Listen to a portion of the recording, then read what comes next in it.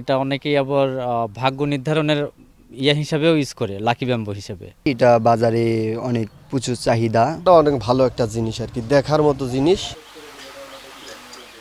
Lucky bamboo নামে বাঁশ হলেও এগুলো দেখতে বাঁশের মতো বড় না। ছোট আকারের এসব বাঁশ গাছ 16 ইঞ্চি বড় হলেই কেটে বিভিন্ন নকশা তৈরি করা হয়। সাধারণত 7 থেকে 8 মাস বয়সে এসব বাঁশ ব্যবহার উপযোগী হয়ে ওঠে। বিশেষ জাতের বাঁশ এই লাকি ব্যাম্বো চাষ করে ভাগ্য ফিরেছে হাফিজুর রহমান হাফিজের। বাড়ির পাশে প্রায় 4 বিঘা জমিতে লাকি ব্যাম্বো চাষ করেছেন হাফিজ। তৈরি করছেন শত রকমের মনকাড়া নকশা। এর মধ্যে জনপ্রিয় হচ্ছে খোপ নকশা, 12 বেনি, 24 বেনি, 1 লেয়ার, 2 লেয়ার, কলস, বড় মোড়া।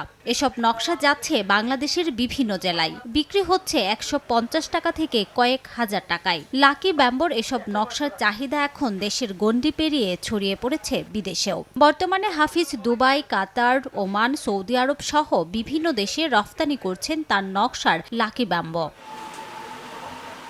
ভাইয়ের চাষ দেখে এ ব্যাপারে আগ্রহ জন্মায় হাফিজের। সেখান থেকেই শুরু। ঢাকায় গিয়ে লাকি ব্যাম্বোর বিভিন্ন নকশা করা শেখেন তিনি। এরপর বাড়ি এসে ছোট একটি জমি দিয়ে শুরু করেন চাষ।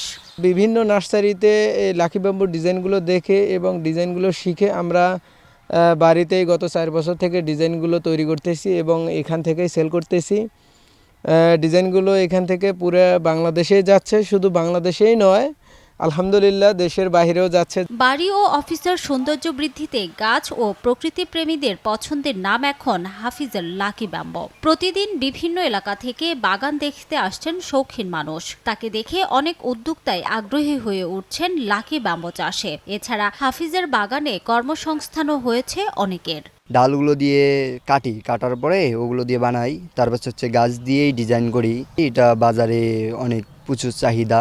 আমি চাই যে আমার এই ভাতিজের মতো আরও এরকম উদ্যোক্তা হোক, এটা লাগাও। এটা অনেক ভালো একটা জিনিস আর কি, দেখার মতো জিনিস।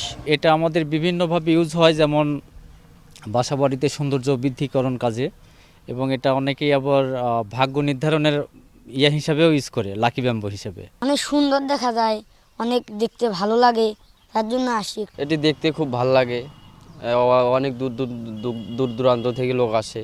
বাংলাদেশে প্রথম বাণিজ্যিকভাবে বিদেশি এ বাঁশের চাষ সম্প্রসারণে সার্বিক সহযোগিতার আশ্বাস কৃষি কর্মকর্তার। প্রথমে একজন শুরু করলো, তারপরে আমরা উদ্বুদ্ধ করলাম, এখন তার মাধ্যমে আরও 3 জন করতেছে আর কি এই উপজেলাতেই। এখন এটা আস্তে আস্তে দেশের বিভিন্ন জায়গায় ছড়ায় যাবে। আমরা তাদেরকে প্রয়োজনীয় পরামর্শ এবং সহযোগিতা করতেছি। গাইবান্ধার সুন্দরগঞ্জের শান্তিরাম এলাকায় 2021 সাল থেকে লাকি ব্যাম্বোর চাষ শুরু করেন হাফিজ। সময় সংবাদ, গাইবান্ধা।